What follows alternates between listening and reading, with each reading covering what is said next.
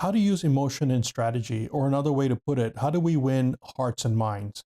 Here's the thing, most strategy decks are flat and boring.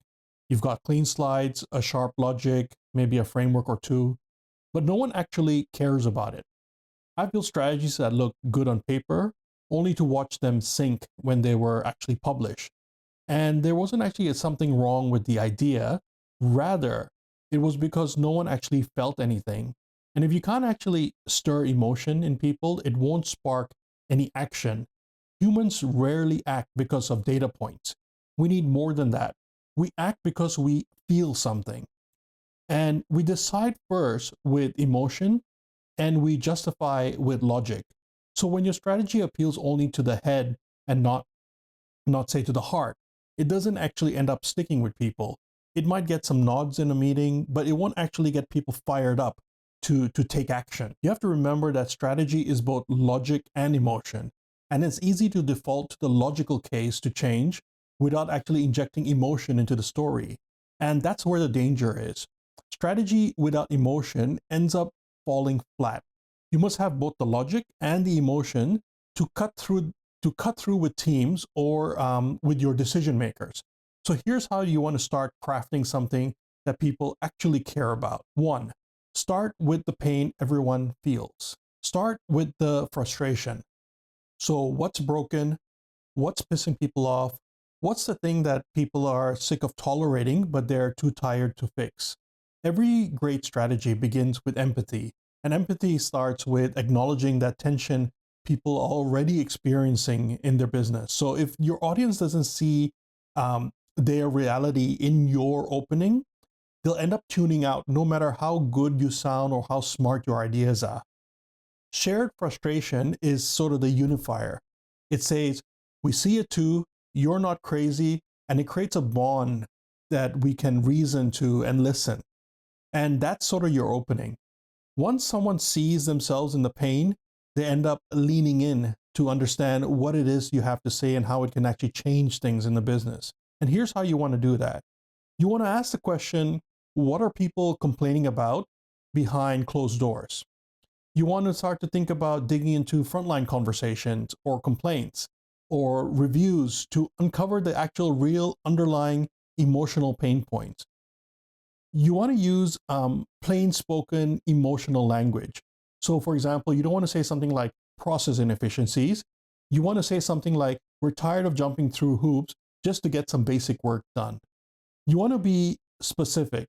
So much so you want to be uncomfortably specific. You don't want to soften it. You want to call out what's broken, what's slow, and what's frustrating. And you want to say the quiet part out loud. For example, we're drowning in workarounds, if that's one of the issues. And you want to show you've actually listened and not just done a bunch of analysis. Two, show what's at stake. Make the cost of inaction something that is impossible to ignore. And this is what I mean. People won't just act because you tell them to. They will act when they understand what's on the line. Now, this is the part of the story that actually builds urgency and stakes. And without it, there's no tension. There's no reason to change. Most teams won't move unless there are real consequences of remaining in the status quo, in the current state. We must actually build urgency, and there needs to be some sort of real catalyst, something like a burning platform. And here's how you want to go about doing something like that. You want to ask the question, what's the real cost of doing nothing? And then you want to talk about the lost trust. Something like stale products, customers churning without saying something about it. You want to use visual, relatable language to paint the worst case scenario. You don't want to just say something like market share loss. You want to say we're losing relevance, one boring campaign at a time. You want to show the ripple effects. Now, how one failing part will impact the whole system. You want to think about your entire business as a system and then articulate how one component part has a consequential impact to other parts of the business. You then want to play out the worst case. You want to say something like, keep going like this, and we could be this could be a little bit too extreme, but we're the Blockbuster in the time of Netflix. Maybe not that extreme, but something along those lines. You want to contrast today's pain with tomorrow's cost. So you want to say something like, well, it might be painful now, but wait until we lose our top 3 clients. You don't want to exaggerate though. You want to be honest, but you want to be direct. 3, show them a future they'd fight for. Paint a motivating vision. After you've shown the frustration and risk, you must give people hope. This is the emotional turning point in your story. You're inviting them into your better future. So people move when they see themselves in the future that you're describing. And the way you want to go about doing something like this is you want to describe what success looks like, what it sounds like, what it feels like. For example, no more switching between tools. Just click and it works. You want to keep it simple and you want to keep it visual. So what that means is you want to avoid vague language like optimize workflows. You want to show both collective gain and you want to show personal wins. We'll move faster and spend less time in pointless meetings, as an example. You want to add a moment of emotional relief. So, for example, you might say something like, imagine ending your week where you actually feel proud of what you've got done. You want to use analogies or metaphors if they clarify the picture. You want to say something like shifting from a maze to a straight road, which creates a from to type visual. You want to make it real. You want to ground the ambition in current capabilities or traction. 4, talk like a human. Don't write strategy like you're applying to business school. Nobody's reading your deck thinking, oh, wow, such synergy. They're thinking, well, I don't get it and I don't care. Even if your message is strong, an overly corporate tone can end up killing the energy. Emotion isn't just about what you're saying, it's also about how you end up saying it. So for example, you want to start to replace some of your cold words, things like synergy and efficiency uplift. And then maybe start using something which has a bit more of a energizing tone, say momentum or breakthrough. You want to keep your sentences short and punchy, and you want to aim for a bit of rhythm. You want to avoid formality. You want to use words with some texture, bold, broken, relentless, simple, these words. And you want to sort of read it out loud. You want to ask yourself, does this sound like something I would actually say to a colleague if I was speaking to them? And then you want to read it out loud again. And in this time, you want to observe, is it making you bored? Is it making you yawn? If so, you want to scrap it. And then you want to inject some fire or some edge into the strategy writing. So whatever feels true to you. And then you want to remove the filler and the fluff. And the key here is you want to just say it straight. You want to say it straight, say it strong. 5, make it about us. Tap into identity. Now this one's a little subtle, but it's a bit more powerful.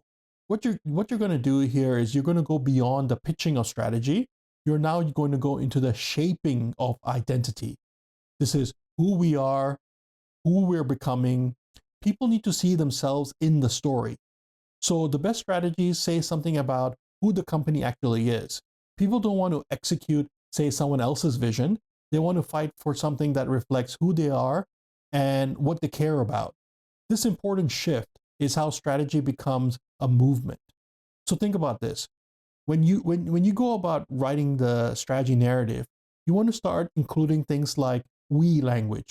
We're not waiting anymore. We're moving. You want to tie strategy to purpose. We believe in simplicity, and this is how we're actually going to deliver it. And then you want to make it personal. We're done playing small. And then you want to back that up with some stories. You want to share stories of moments when the team already lived this identity. And then you want to reaffirm who you're evolving into. We were the underdog, now we are the standard. And then you want to reinforce the mission. This isn't about hitting some vague target. What we're doing here is we're building something that is worth being proud of. Emotion is the multiplier. We can have the sharpest strategy, and it can be built on insight, very logical, backed by analysis, presented with strong visuals and a lot of polish. But if it doesn't make sense and if it doesn't make people feel something, it probably won't end up moving them. Strategy is beyond just a great idea. It needs to act like a rally cry. It needs to be something that you can call to act, that people feel the need to take action on it because they actually believe in the idea, in the vision. And that action, it starts with emotion. So what you want to do is make people feel the problem, let them see the cost, offer them hope, talk to them like humans, and then show them who they are and who they can become. As strategists, we must bring ourselves to give the hard truth within the strategy message, something that's raw, something that is honest, and something that people will actually feel in their bones. So yes, logic matters, and every strategist spends a lot of time building strong logic. It's a core component of being a strategist. But when it comes to emotion, that's the accelerator. That's sort of the fuel. That's how you go from, oh, that was sort of a nice deck, to, okay, right, let's do this, let's implement this, let's take action on it. And that's how you end up turning a strategy paper into a shared belief in the business and with your teams. And that's where the change actually starts to happen in your business. Thanks, and see you soon.